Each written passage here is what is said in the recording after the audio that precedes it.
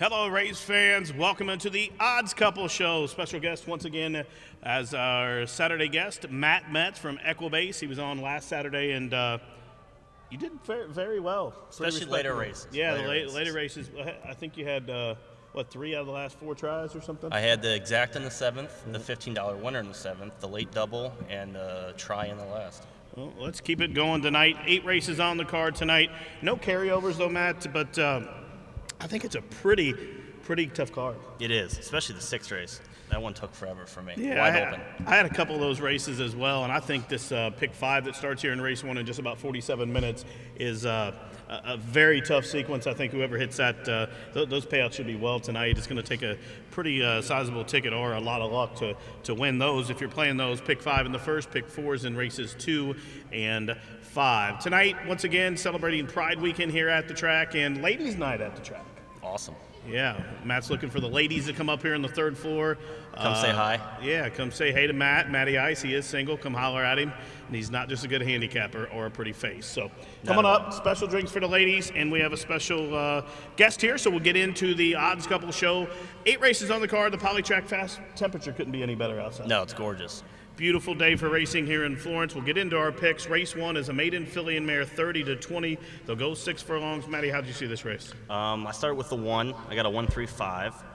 The 1's jumping up in class, but getting Lescano, its first try at the Poly, or it has one at the Poly. Right. It has a second. So I went with Lescano on top with that one. I went with a 3-second. Malcolm probably will be the whole pace. I don't know what the first timer is going to do, but it's Perry, so chances are he's going to send them. Good chance of that. Yes. And then I'm going to go with the 5-3rd to try to finally get that 0 for 12, a win or at least a place. So that's what I'm going to go with. She's got 2 places already. I'm going to try to get a 2nd or a 3rd, but that's what I'm going 1-3-5. Right, I like that. I was liking the one, like you pointed out, the rider change to Lescano. This one was 2nd last start. The only reason I didn't use it in my top 3, I'm using it in my pick 5. I'm using 4 horses, or 5 rather. I'm using everybody but the 4. But I ended up going for number 6. Yes, is a Miller. This one just jumped off the page to me. Has a little bit of breeding, but I just thought the workouts look pretty good at Keeneland. And I mean, I know it's a training track. Not a lot of the people are back there yet. So, but if you go 3 back, there was 20 that worked that day, and it was a bullet that day. Came back with another bullet drill. Those were from the pole. Came back with a 48-1, and then last start out of the gate, 47-2. Pretty good workouts in the field. The ones that's ran not much to speak of. Other than number 2, Dinah Dancer, I like this one on the class drop. That 49 work at the training center is big for me. That track is very, very heavy and slow. And this one on the class drop from a good barn. Tom Bergen knows how to win. And Stonecrest Farm for Dr. Reed as well. Now, number 3, Fashionably Awesome, for all the reasons you said. I think this horse will make the pace. I used it. 2nd start off that long layoff, and is 5-2. Matt's going 1-3-5. I'm going 6-2-3, and that's in race 1. Now the 2nd of 8 races here at the track. Again, race 2 always starts our 50-cent pick 4. Just 14% takeout on that pick 4, and it's a 2 and 6 months claimant event. There are 2 scratches in there. The 3 and 9 are out. I guess I'll kick this one off, Matt. Looks like we have the same numbers, just in slightly different order. Our top 2 are flip-flopped, and I was in between those 2. And yeah, I wanted to go with the 6 on top, but I just thought maybe there was too much pace and he might falter, because it looked like to me the little bit of speed. And that's the only reason I went for the 4, Stately-O, because I thought that horse would stalk. Plus, I do like the jockey change there personally. 7-2 on that one. I put that one on top. Number 6, Sunny's Rainbow. That's a 5-time synthetic winner. And then for 3rd, number 5, Northern Ranger. Crushed a field of 2 and 6 months. Last start, still eligible for the same condition. The race is 6 furlongs. I just thought there was a little bit of speed. And, it looks like when this horse gets really headed, he kind of fades. Yeah.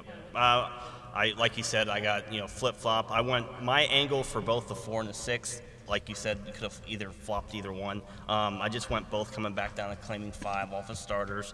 They both won last time off that claiming 5. I agree. I think the 5 is going to be clearly the speed along with the 1. So that's why I put him 3rd, because I think he can hang on with the 6 and the 4 going by in the stretch. Now, I know you don't generally play multi-race wagers, but looking at this race, we spent time handicapping each of us.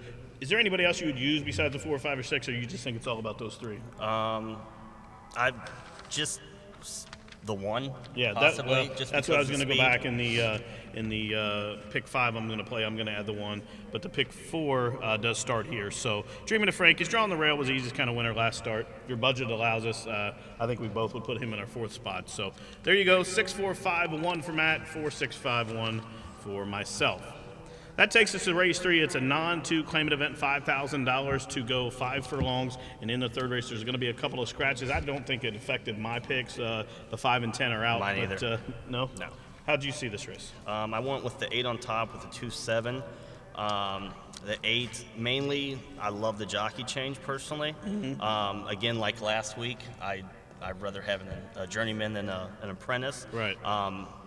Had a tardy break last time. Ran a he came running late, even off the break. Was on the rail in the turn.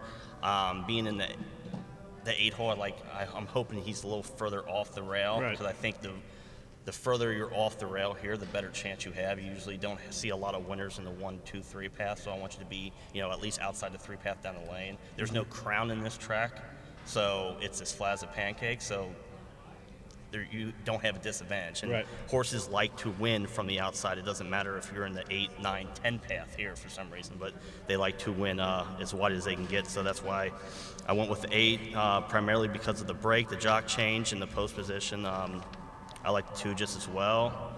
Dropping in class, probably going to have the pace along with the A and the 9. So I just try to stay away from the pace and see who can run them down. Right, I think we're both in agreement the same way. I'm kind of interested to watch the first couple of races and see if there's any trends going on. I know the jockey, speaking to him this morning, working the horses, they thought the inside was a little bit heavy, but now with this weather, and you see the water trucks going around the track right now, so I don't know that there will be any bias, but I'm going to watch just in case, but I still handicapped my normal way here, and I was in between the same 2 as you. I'd like the 8 for all the same reasons. The horses had tough luck out of the gate last time, and but number 2 comes from a good barn owned by Ahmed Zayat Stables, trained by Mike Maker, and Luan Machado, leading rider, has the call fresh off a 3-win night last night. Maker's starting to heat up again, and he had a winner on the program last night. Now this is a 3-year-old facing older horses. That doesn't bother me. What does bother me may be the rail, but at the 5 furlong distance, I don't think it matters as much as say a 5.5, especially a 6.5. But this one will be a pace setter's drawn the rail, has the speed, has the rail. Dropping class. You have to use it. Yep. So I put that horse on top. I did use the 8 for all the same reasons you did. I put him in the 2nd spot, and he is 5-1 on the morning line. And for 3rd, I went for the 2 for 1 angled, Knucklehead and Papa Y. Papa Y is probably the better of the 2. Yes. Did break his maiden at Gulfstream for 12.5, although those races aren't very tough down there. The bottom is the bottom wherever you go. So. But is a newcomer trying the poly for the first time, and I'm gonna throw the horse in just because I get 2 for 1 value there, and I expect the 2 and the 8 to take some money, especially the 2. So I want to add a little bit of a price. I think the 1 may get overlooked. So that takes us to race number 4. Race 4 is a 15 maiden for the 3-year-olds to go 6 furlongs. There is a scratch of the 8 Dover Hill in there. This is a very wide open race. I kept struggling back and forth with it. And ultimately, I end up going for number 9, Oh My My. She's the daughter of Monarchos. This is another one. I love the rider change. This one got beat a length last time for the 15. That was coming off just a couple of months rest, but has been training here at Turfway every day. Just posted to work about 3 weeks ago. But that Rhino spot I like. That horse crushed that time on her maiden break. She came back in I think a first level allowance. She was 3rd and before they finally dropped her. But Karina came back and won after that race. So coming out of a decent race, I put her on top. For second, number 5, All Honey.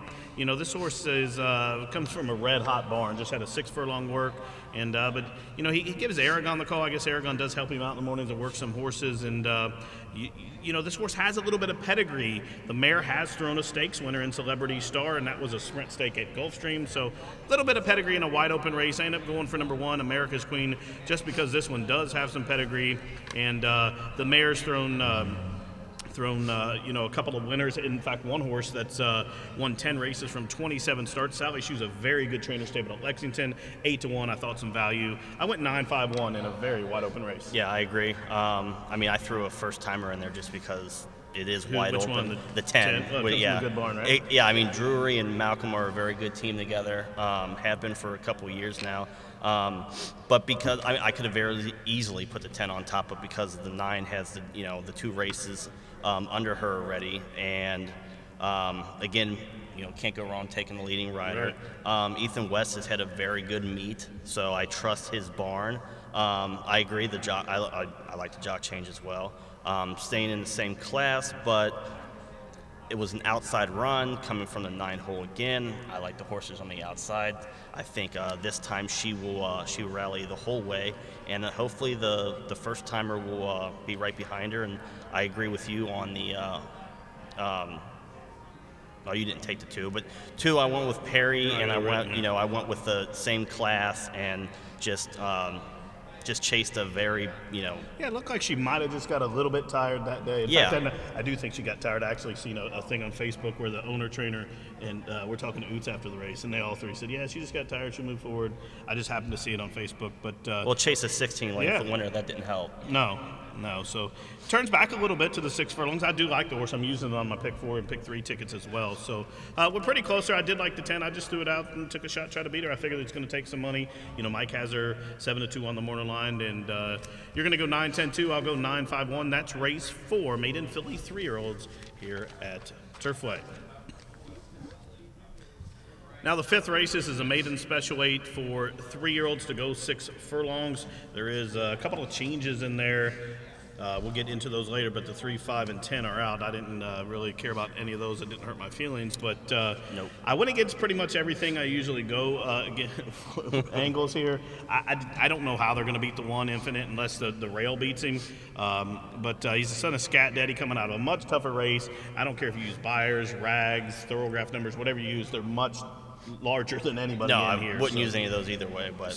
But I like the horse 4-5. I think the horse, is a standout in here, unless this first-time starter of Conley's can run, who I put in my second spot. That's number 9. Yes, it's bona fide. Now this one is by Yes, It's True, out of a mare named Flaming Faith, who co-owner James Melton and Conley raced this horse back here several years ago. Actually, the horse won 3 races here at the track prior to the Poly, but has thrown some decent horses. Had a grade 1 placed horse, in fact. The horse finished 3rd in the Coaching Club of America Oaks behind Music Notes. So this horse has some pedigree, comes from a good barn. Billy Conley will have him ready to go. First out, Perry Utes has the call, 12-1. I wanted a little bit of a price, Infinite's 4-5 on the morning line. Then I went for number 7, Wise Legacy. This one was second, 2 back for 30. Came back and was second straight maiden, albeit a 5-horse field, and it wasn't a very talented 5-horse field at that. But as far as the rest of them concerned, I had to go for that one because I didn't see anything else I liked. Unless Colebrook's horse, that'd be maybe the only one.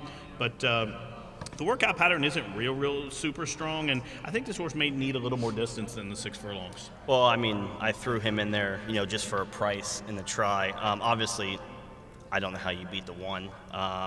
He's got everything you want. Wesley, the leading rider. There is a lot of pace, including him. I think he's going to have some pressing from the 6 and the 7, but hopefully he can shake both them off. And again, I went with the 2 to complete it just because Colebrook's a very good trainer. Real good. And I don't know what I'm going to get from the first timer, so I took a chance for a price. Right. Well, I can see that because I like the horse as well. So you're going 172. I'm going 197 there in race number 5. Now the 6th race, Matt, we celebrate Pride Weekend here in race number 6, and in this race there's a scratch of the 5. My Name is Money. That negates the superfecta wagers. If you bet those early, those will be refunded.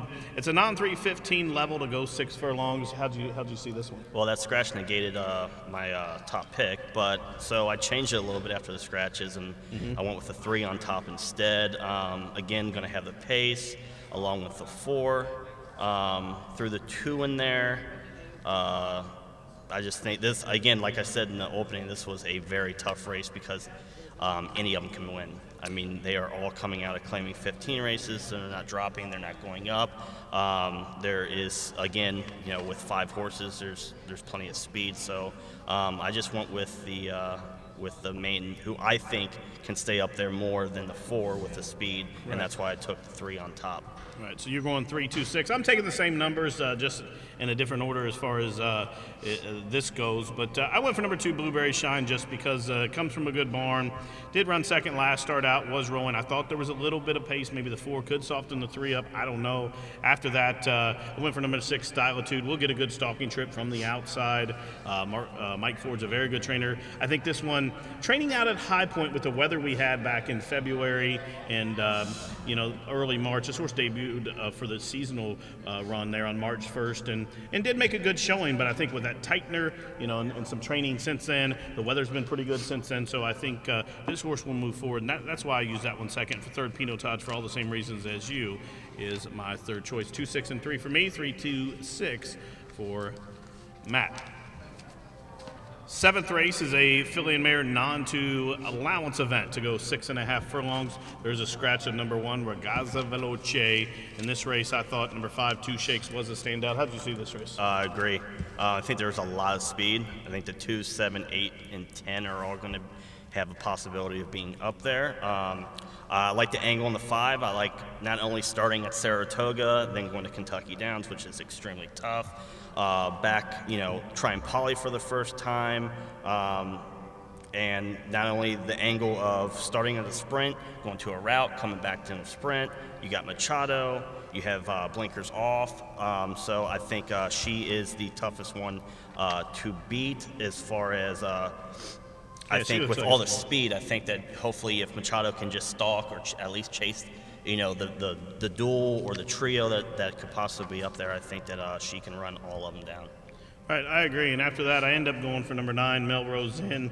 Now, she broke her maiden at Belterra in a turf race. Now, most of those races at Belterra, as far as the maiden baby races, they're not really that tough. Wesley ships a couple over there, but the later on in the summer you go, you'll get some of them horses that just can't do, down at Ellis. They might be 3rd or 4th at Ellis or 5th, and they'll want to get them up there. And some of them have some pedigree to them, so if them trainers can just get their maiden broken, it adds to the residual value. And yep. She won easy enough, taking nothing away from her. It was a full field.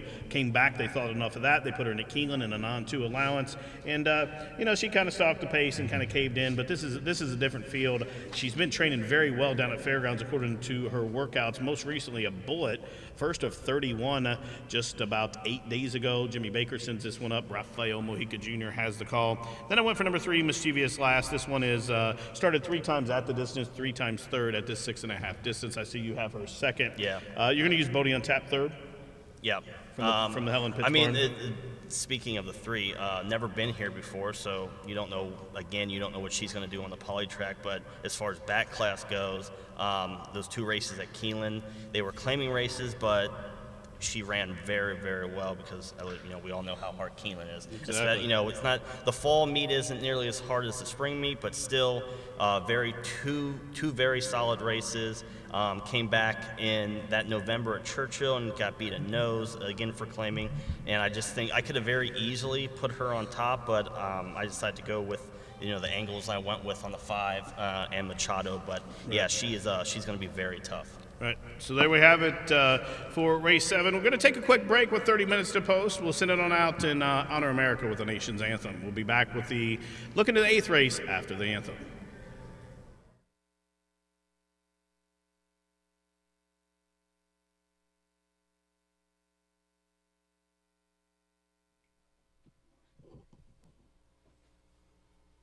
Hello, ladies and gentlemen. Welcome to Turfway Park. Folks, at this time, we ask that you please rise, kindly remove your caps, as we honor America with the playing of our national anthem.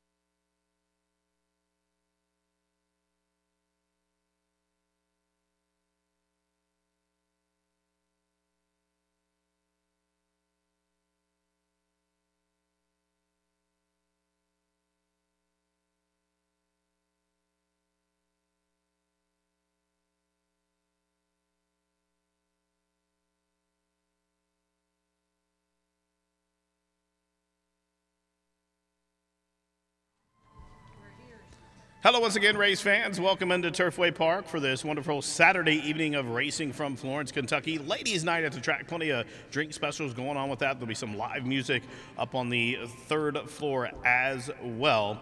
Race fans, if you take out your racing forms and programs, I'll give you tonight's late program changes. Race 1, start of the pick 5 from Turfway. Please be aware that number 3, Fashionably Awesome, as the same as last time. As per last time, she was treated with Lasix again tonight. Again, number 3, Fashionably Awesome, does run on Lasix. And there's a jockey change. Number 5, Faith and Kathy, make the rider Petey Prentice. Prentice on the 5, Faith and Kathy. Second race, jockey change on the 2, Compulsive, make the rider P.W. Utes. Perry Utes on the 2, Compulsive. Scratch number 3, Wolfman Rocket. And also draw a line through number 9, Gritterman. Again, second race numbers 3 and 9, both scratched. Third race from Turfway, there is a overweight on the 1A, Papa Y, the jockey 5 pounds over. Number 2, Roth, the jockey 1 over. Scratch number 5, Gazprom. And scratch number 10, Brilliant Steps. In the fourth race, scratch number 8, Dover Hill. Number 8, Dover Hill, is out of race number 4. In the fifth race, please be aware that number 2, Noble Descendant, will race for the first time on debut as a gelding. Number 2 is a gelding. And scratch number 3, Against the Line. Scratch number 5, Go Getter. Scratch number 10, Roll Call.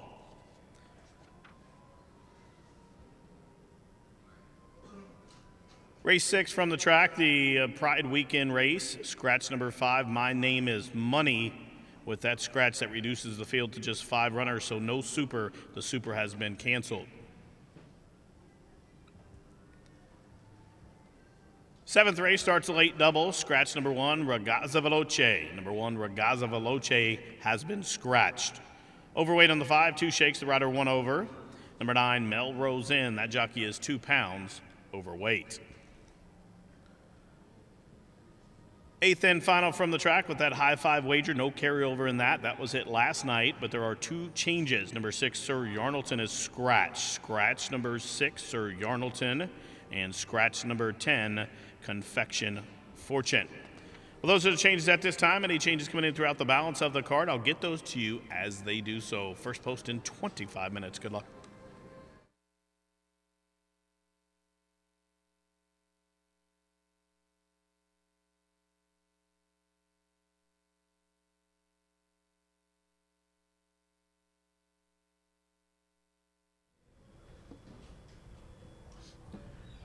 Welcome back into the Odds Couple, race fans, as we take a look into the final race on the card. Prior to the break, Matt, we got through the first 7 races pretty well in agreement on those races, and here in the 8th and final race, I don't know, I didn't get to see your picks yet, but I would expect we have to be somewhat close here in the 8th. It's a maiden 5 claimant event to go a mile, and yeah, we are. The first 2 we have the same, and we just flip-flop. How did you see this race, Matt? I'm clearly the same way. Again, there's not a lot of speed in here. I think the 9's the lone speed. Should go, especially turning back or stretching out again to the mile. Yeah, absolutely. I mean, a mile 2 times back, went to a sprint, coming back to a mile. I think he's going to be the lone speed. The Cordero Lopez was just a very solid barn. Dees Ronnie, I think this horse has been begging for a route of ground. Was slow to start and debut, did kind of run on willingly, came back and kind of got shuffled around. But, I think he kind of got, a little learning experience and some tutelage there. Then came back and run third, and last start pretty much got crushed out of the gate, took him way far back, and we'll be much closer today on the stretch out with a clean break. Steve Dunn's a very good, capable trainer.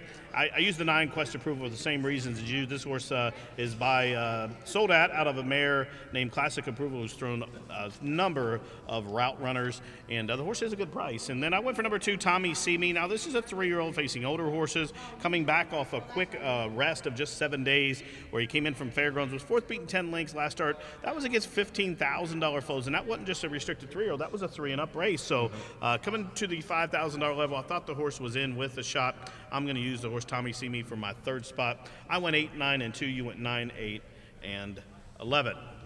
So, race fans, we have 22 minutes to post here for the first race from Turfway Park, ladies' night here at the track, and the Polytrack, of course, is listed as fast. Just want to remind you, coming up next week at the track is our closing weekend here at the track, and we have a lot of things going on here next weekend at the track. We'll have Fan Appreciation Day, giving out some mystery vouchers, anywhere from $200 to $500, also a TV giveaway. Naked Karate Girls will be rocking the house on Friday, and much, much more. We'll get that all to you as the night rolls on. 21 minutes of post, race fans. Pick 5 time in race 1. Good luck.